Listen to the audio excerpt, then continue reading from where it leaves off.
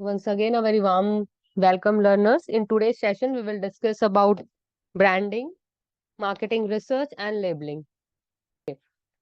Let's start with the branding. As per American Marketing Association, a brand is a name, sign, symbol, or a design, or a combination of them, which is intended to identify the goods or services of one seller or a group of seller and to differentiate them from those of competitors.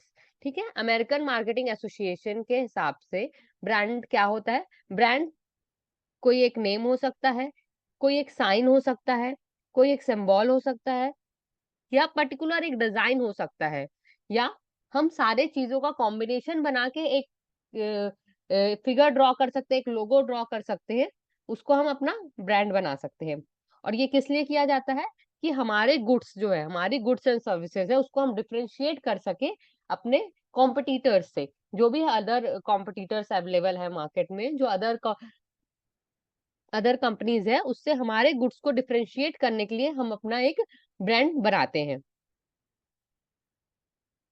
Now you can see on the screen, देखिए यहाँ different types के आपको कुछ name के according आपको दिख रहे होंगे, कुछ सिंबल दिख रहा होगा, कुछ combination of words as well as symbol दिख रहा होगा। जैसे सपोज एक आपने देखा, स्क्रीन पे देखिए आप, एप्पल का साइन बना हुआ है, ठीक है? तो वो हाफ कट एप्पल है, तो आपको इसको बताने की जरूरत नहीं है कि एप्पल ब्रांड है। आपको किसी को लोग सिर्फ लोगो देख के ही समझ जाएंगे ये एप्पल ब्रांड का प्रोडक्ट है। तो इसको ये कहलाता है ब्रांडिंग। ठीक है, ब्रांडिंग हम सिंपल लैंग्वेज में बोले तो क्या होता है? सिर्फ किसी भी प्रोडक्ट का नाम करना। ठीक है, नामकरण काइंड ऑफ होता है ये, जिसको हम एसोसिएट कर सके। जैसे कि सपोज आप किसी मार्केट में गए, ठीक है, आप सब्जी लेने गए, तो वहां पे बहुत सारे वेजिटेबल्स फ्रूट्स अवेलेबल है, आप वहां से परचेज किए। बट जब मैं आपसे पूछूंगी आप कहाँ से लेके आए, आप क्या बोलेंगे? मार्केट से लेके आए हैं। ठीक है। ऑन द अदर हैंड, यदि आप जाके रिलायंस स्टोर से वही सब्जियां खरीदते हैं, ठीक है, आपको पैकेट में पैक करके देंगे, उसमें अपना रिलायंस का टैग लगा के देंगे, तब मैं आपसे पूछूंगी आपने कहाँ से परचेज करके लाया है, तो आप क्या बताएंगे? आपने रिलायंस स्टोर से लिया है। तो ये क्या हो गया? ब्रांडिंग हो गई। क्लियर है सभी को? नेक्स्ट आता है टाइप्स ऑफ ब्रांड। ठीक है, ब्रांड्स के क्या क्या कितने प्रकार के ब्रांड्स होते हैं? सबसे पहला है हमारा जेनरिक ब्रांड। जेनरिक ब्रांड हमारा इसको नो ब्रांड भी बोलते हैं। ठीक है, क्योंकि इसमें हम किसी एक पर्टिकुलर कंपनी से डायरेक्टली एसोसिएटेड नहीं होता है, ये इनएक्सपेंसिव होता है। ठीक है, इसको हम कोई इसमें हम लोगो या प्रिंट किसी कंपनी का नहीं होता है। ये मेनली पैक्ड क्या होता है? प्लेन पॉलिथीन, प्लेन पेपर में पैक्ड करके आपको दिया जाता है, तो ये एक जेनरिक ब्रांड कहलाता है। जेनरिक ब्रांड डजंट मीन कि उसकी क्वालिटी खराब है, बस सिंपली वो किसी कंपनी से डायरेक्टली एसोसिएटेड नहीं है, इसलिए हम उसे जेनरिक ब्रांड बोलते हैं। नेक्स्ट आता है manufacturer brand. When product is branded under the name of manufacturer, जो प्रोडक्ट को बना रहा है, जब वो अपनी नाम से ब्रांडिंग करता है, तो उसको हम बोलते हैं मैन्युफैक्चरर ब्रांड और नेशनल ब्रांड। जैसे कि टाटा, जैसे आपने देखा होगा एडवर्टीजमेंट बहुत, जैसे तनिष्क है, तनिष्क में जो तनिष्क क्या है? वो टाटा का ब्रांड है। ठीक है, उसका नाम है, उसकी कंपनी डिफरेंट है, बट उसमें लिखा रहता है अ प्रोडक्ट ऑफ टाटा, मतलब जो वो आपकी ब्रांडिंग किया है, वो किसके बेसिस पे किया है? जो उसका मैन्युफैक्चरर है, मैन्युफैक्चरर कौन है? टाटा है। ठीक है, ऐसे ही नेक्स्ट है डिस्ट्रीब्यूटर ब्रांड। डिस्ट्रीब्यूटर ब्रांड मतलब जो डिस्ट्रीब्यूट कर रहा है प्रोडक्ट को। ठीक है, जो मैन्युफैक्चर कर रहा है उसका नहीं टैग रखता है, जो डिस्ट्रीब्यूट कर रहा है। जैसे कि आप देखे होंगे पैंटालून से, बहुत सारे ब्रांड्स रहते हैं। ठीक है, बट आप जब जैसे आप कहीं जाएंगे, आप क्या बोलेंगे? मैं कहाँ शॉपिंग करने जा रहा हूँ? पैंटालून्स जा रहा हूँ। आप पर्टिकुलर उस ब्रांड का नाम नहीं लेंगे कि आप किस ब्रांड का, ब्रांड के क्लोथ्स या किस ब्रांड के एसेसरीज लेके आए हैं। तो वो कहलाता है डिस्ट्रीब्यूटर ब्रांड्स और अ रिटेलर ब्रांड। नेक्स्ट आता है लाइसेंस्ड ब्रांड। ठीक है, लाइसेंस ब्रांड में क्या होता है कि जो मैन्युफैक्चरर रहता है, जो high high worth it, high जिसका अच्छा पब्लिसिटी होता है, जो अच्छे अच्छे ब्रांड्स है, जो स्टैब्लिश ब्रांड है, वो क्या करते हैं? रेंट में अपने नाम को देते हैं। ठीक है, लाइसेंस करते हैं, उसके बदले उनको क्या दिया जाता है? रॉयल्टी पे की जाती है। नेक्स्ट है इंडिविजुअल ब्रांड। इंडिविजुअल ब्रांड क्या होता है? जब बहुत सारे, सपोज एक कंपनी है, वो बहुत सारे डिफरेंट डिफरेंट प्रोडक्ट बना रही है, बट वो क्या करती है? हर प्रोडक्ट के लिए अपना अलग अलग ब्रांड नेम दे के रखी हुई है। क्यों? क्योंकि यदि उसका एक प्रोडक्ट कंपनी का फेल होता है, तो दूसरे प्रोडक्ट में उसका कोई असर ना हो, इसलिए कंपनी क्या क्या करती है, इंडिविजुअल ब्रांडिंग करती है। जैसे कि आप देखेंगे HUL, that is Hindustan Unilever, तो हिंदुस्तान यूनिलीवर में बहुत सारे प्रोडक्ट्स होते हैं, प्रोडक्ट्स आते हैं, लाइक लक्स, डव, पियर्स, ठीक है, क्लोजअप, बहुत सारे इसमें different different types, different categories के भी प्रोडक्ट है, ठीक है, डिफरेंट ब्रेथ और लेंथ के भी प्रोडक्ट्स हैं, बट उनकी ब्रांडिंग सब अलग करती है। जैसे सपोज कुछ प्रॉब्लम आई है एक प्रोडक्ट में, सपोज डव में कोई प्रॉब्लम आई, तो लोग क्या करते हैं, पियर्स में स्विच कर लेते हैं, पर उनको ये नहीं पता होता कि ये क्या सेम ब्रांड है। इसलिए यदि उनके एक प्रोडक्ट में कुछ डिफॉल्ट आता है, तो उसको उस डिफॉल्ट का इफेक्ट दूसरे प्रोडक्ट में ना हो, इसलिए कंपनी क्या करती है, इंडिविजुअल ब्रांडिंग करती है।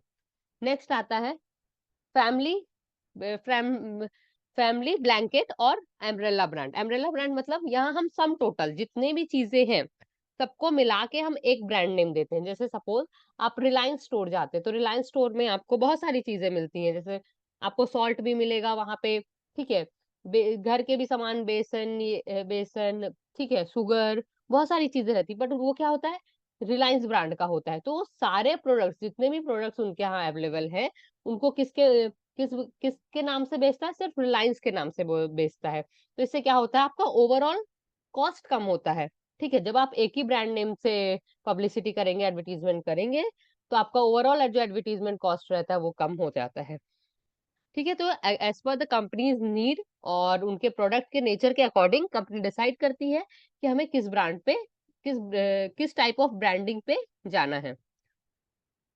Now comes brand equity. Brand equity simply means adding or subtracting value to a firm in the form of price premium, trade leverage और competitive advantage। ठीक है, ब्रांड इक्विटी का सिंपल सा मतलब होता है कि जो भी एक कंपनी के एसेट्स और लाइबिलिटीज है उसको हमें इवेलुएट करना। मतलब जब मेरे मेरे मेरे वर्थ क्या है, उस कंपनी का वर्थ क्या है। सपोज जैसे टाटा है, इंडिया इंडिया में जो कंज्यूमर्स है उसको टाटा के प्रोडक्ट्स में ज्यादा भरोसा है। तो यदि उसके पास ऑप्शन होगा, सपोज एक टाटा का प्रोडक्ट, टाटा का सॉल्ट का पैकेट 20 रुपीज का मार्केट में अवेलेबल है और दूसरे ब्रांड का प्रोडक्ट 18 रुपीज में अवेलेबल है, तो कंज्यूमर क्या करता है, 20 रुपीज में जाता है, ना कि 18 रुपीज में जाता है। क्यों? क्योंकि उसने एक अच्छा ब्रांड इक्विटी बना के रखा है, एक उसने ट्रस्ट क्रिएट करके रखा है, इसलिए, ठीक है। सो यदि आप ब्रांड इक्विटी स्टैब्लिश कर पाते हैं in the minds of customer, तो आप एक प्रीमियम प्राइस भी चार्ज कर सकते हैं, ठीक है, कस्टमर से। इससे क्या होता है, एक तो यदि आपने अच्छा ब्रांड इक्विटी बना लिया है कस्टमर के माइंड्स में, तो पहला तो आप अच्छा प्रीमियम प्राइस कर सकते हैं, आपकी सेल्स अच्छी होगी, आप उससे प्रॉफिट अच्छा जनरेट कर पाएंगे, और आप जो भी कॉम्पिटेटिव मार्केट में आप हैं, अपने कॉम्पिटिटर से आप अपने आप को डिफरेंशिएट कर पाएंगे on the view point of customers, ठीक है। अब ब्रांड इक्विटी में टोटल 5 चीजें होती हैं, 5 चीजें से मिलके एक ब्रांड इक्विटी बनता है। सबसे पहला होता है ब्रांड लॉयल्टी। ब्रांड लॉयल्टी मतलब कि कितने कस्टमर आपके ब्रांड के लिए पर्टिकुलर लॉयल है। सपोज एक एक एग्जांपल लेते हैं हम, कि सपोज मेरे ग्रैंडफादर थे, उन्हें एक सपोज उन्हें वो फुटवेयर लेना है, तो उनका ब्रांड कॉन्शियस थे वो बाटा के लिए, तो वो जब भी उनको फुटवेयर लेना रहता था, उनको नीड होती थी, वो डायरेक्टली बाटा के पे जाते थे और परचेस करके ले आते थे। इट मीन्स कि वो क्या थे, एक ब्रांड लॉयल कस्टमर थे। तो जो कस्टमर भी होते हैं, जो बहुत डिफरेंट डिफरेंट टाइप्स के होते हैं, एक होते एकदम हार्डकोर ब्रांड लॉयल, दूसरे होते हैं स्विचर काइंड ऑफ, की यदि मुझे फुटवेयर लेना है तो मैं 2-3 शॉप में जाऊंगी। सपोज मैं एक बाटा में भी जा सकती हूँ, मैं मेट्रो में भी जा सकती हूँ, मोची मोची में भी जा सकती हूँ। तो मैं एक स्विचर काइंड ऑफ कस्टमर हूँ, जो कि मैं पर्टिकुलर एक ब्रांड के लिए नहीं, बट 3-4 ब्रांड के लिए लॉयल हूँ, और मैं उस 3-4 ब्रांड पे ही खरीदूंगी। तो कंपनी क्या करती है, ट्राई करती है कि ज्यादा से ज्यादा हार्ड कोर लॉयल कस्टमर्स को वो रिटेन कर पाए अपने कंपनी में। नेक्स्ट आता है awareness. Awareness means ability of a potential buyer to recognize or recall that a brand is a part of product category। ठीक है, ब्रांड अवेयरनेस मतलब कि जो भी आपका प्रोडक्ट है उसको आपके कस्टमर रिकॉग्नाइज कर पा रहे हैं, ठीक है। जैसे कि आपने बहुत एडवर्टीजमेंट कराया, ठीक है, बट कंपनी जब एक्चुअल में जब कंज्यूमर को उस प्रोडक्ट की रिक्वायरमेंट थी, तो आपकी कंपनी का नाम उसको याद आता है या नहीं आता है, ठीक है। यदि आपने अच्छा एडवर्टीजमेंट कराया है, या उसका पास्ट आपके प्रोडक्ट का परफॉर्मेंस अच्छा है, या उसने किसी अपने थर्ड पर्सन या किसी फ्रेंड फैमिली मेंबर से सुना होगा कि हाँ, ये प्रोडक्ट बहुत अच्छा वर्क करता है, तो उससे क्या होता है, अवेयरनेस क्रिएट होता है। तो यदि जो ब्रांड अवेयरनेस होता है, वो एबिलिटी होती है बायर्स की कि वो रिकॉग्नाइज कर सके आपके नाम को, ठीक है, आपकी कंपनी के नाम को रिकॉग्नाइज कर सके। नेक्स्ट आता है परसीव्ड क्वालिटी।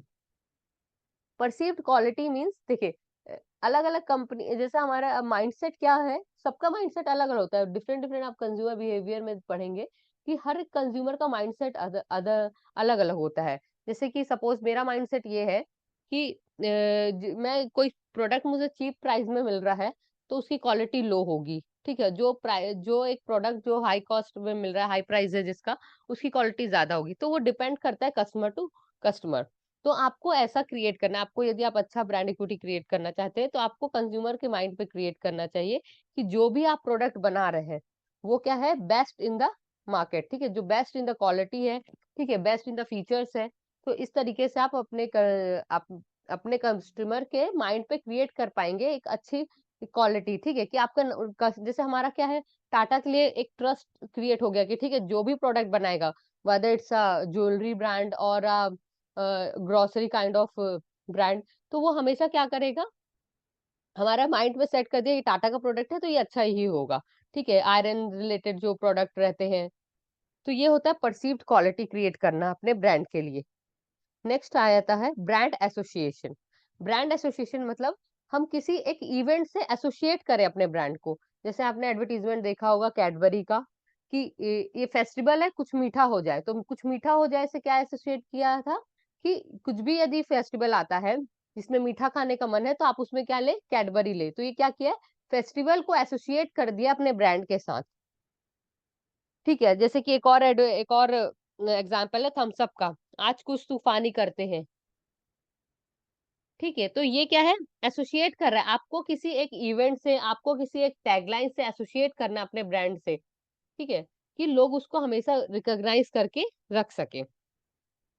नेक्स्ट आता है अदर एसेट्स। अदर एसेट्स में बेसिकली हम बात करते हैं कि रिलेशनशिप बिल्ड करना। जो हमारा प्रोडक्ट है, जो हम प्रोडक्ट मैन्युफैक्चर कर रहे हैं, उस प्रोडक्ट को फाइनल कस्टमर तक पहुंचाने के लिए जितने भी मिडिलमैन्स रहते हैं, उनके साथ एक अच्छा रिलेशनशिप बिल्ड करना। जैसे कि सबसे पहले रॉ मटेरियल प्रोवाइडर से आपका रिलेशन अच्छा होना चाहिए कि जब भी आपको रॉ मटेरियल का जरूरत हो, तो आपको सही टाइम पे सही प्राइस में वो आपको अवेल करा सके।